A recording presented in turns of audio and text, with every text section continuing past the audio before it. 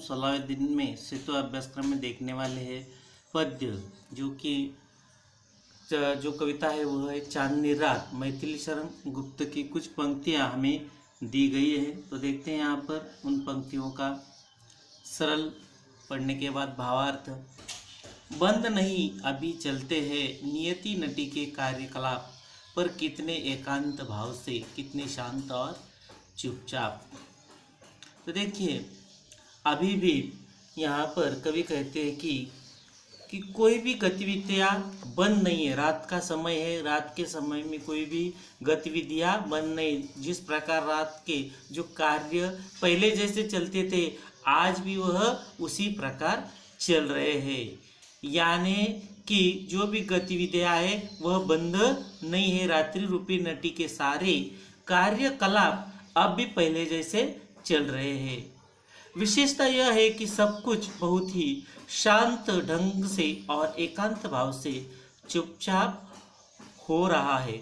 कहीं कोई कोलाहल या कोई शोर शराबा नहीं है। सभी रात्रि के समय जो पहले जैसा चल रहा है वह शांत और चुपचाप भाव से चलता आ रहा है।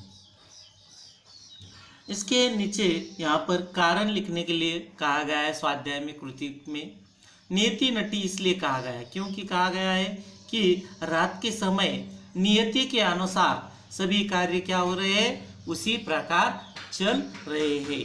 आकृति में लिखो, नियति नटी कर रही है, क्या कर रही है, यहाँ पर रात्रि की गतिविधियां कार्यकलाप सभी उसी प्रकार कर रही है। आकृति पूर्ण करने के लिए कहा है नियति के एकांत भाव के विशेषण शांत और चुपचाप। इस प्रकार आगे की देखिए, उन कविता की अगली पंक्तियां दी गई है बिखेर देती वसुंधरा मोती सबके सोने पर, रवि बटोर लेता है उनको सदा सवेरा होने पर।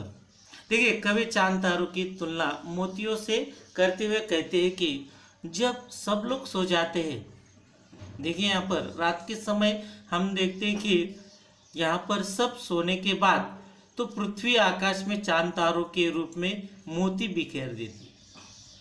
देखिए, रात होने के बाद ही हमें तारे और चांद नजर आता है। इसलिए यहाँ पर कहा गया है कवि ने कि यहाँ पर वसुंधरा यानी पृथ्वी क्या करती है, रात के समय आकाश में चांद तारों के रूप में हमें मोती बिखेर देती है।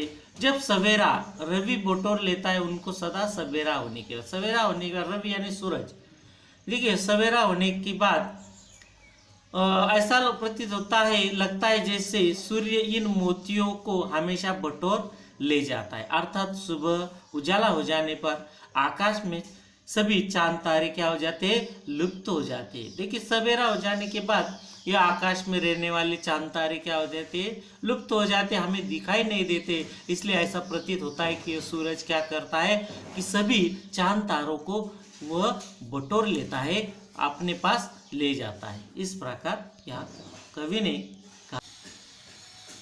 अब अभ्यास करने में अब हम अगली कविता देखते हैं। यहाँ पर डाल हिलाकर आम बुलाता तब कोयल आती है, नहीं चाहिए इसको तबला, नहीं चाहिए हारमोनियम, छिप छिप कर पत्तों में यह तो गीत नया गाती है। चिक चिक मत करना रे निक्की, भोग न रोजी रानी, गाता एक सुना करते हैं सब तो उसकी बानी। बानी यानी आवाज, गीत। देखिए यहाँ पर डाल हिला हिला कर आम बुलाता तब कोयल आती। यह कोयल की आवाज हमें मालूम है। यहाँ पर पेड़ों की जो डालें हैं जब हिलती है तब हिला हिलाकर क्या करता है कि पेड़ की डाल कोयल को बुलाता है। कोयल आने के बाद वह चहचहाती अपना गीत गाती है। नहीं चाहिए इसको तबला, नहीं चाहिए हारमोनियम। देखिए, कोयल की आवाज़ ही इतनी मीठी होती है कि उसके लिए कोई तबला बजाने की या हारमोनियम बजाने की आवाज़ ज़रूरत नहीं होती है। छिप छिप कर पत्तों में यह तो गीत नया गाती है, और यह डालों के पत्तों में छिप छिप कर यह गीत गाती रहती है, हमें दिखाई नहीं देती कोयल। चिक चिक मत करना रे निक्की, भोग न रोजी रानी। और वह कहना चाहती है कि चिक चिक मत करना रे निक्की, निक्की यानी नेवला, जिसे मराठी में मुंगूस कहते हैं, उसे चिक चिक करने के लिए कहा गया है। भोग न रोजी भोंकना रोजी रानी, रोजी कुत्ती है उसको कुतिया को भोंकने के लिए नहीं कहा गया है। गाता एक सुना करते सब तो उसकी बानी, और यह जो कोयल गीत गाती है वो हम सभी उसकी जुबान की बानी, ये भाषा सभी सुनते हैं। देखिए कृतियों में दिखाया गया है कि पहले है आम बुलाता है, इसे किसे बुलाता है? आम, कोयल को। ऐसे ऐसे बुलाता है, कैसे? डाल हिला हिलाकर। अब दूसरा है, देखिए कोयल को इसकी जरूरत नहीं है, किसकी? तबला और हारमोनियम, पद्यांश में उल्लेखित। पशु पक्षी आप ढूंढकर लिखिए, डाल हिलाकर। यह जो गीत है नया गाती, यहाँ तक आपको क्या करना है, उसका भावार्थ मैंने बताया वो आपको लिखना है। और आओ सृजन करें, इसमें पर्यावरण सुरक्षा और वृक्ष इस विषय पर अपने विचार आपको लिखने तथा पोस्टर या चित्र तैयार करना है।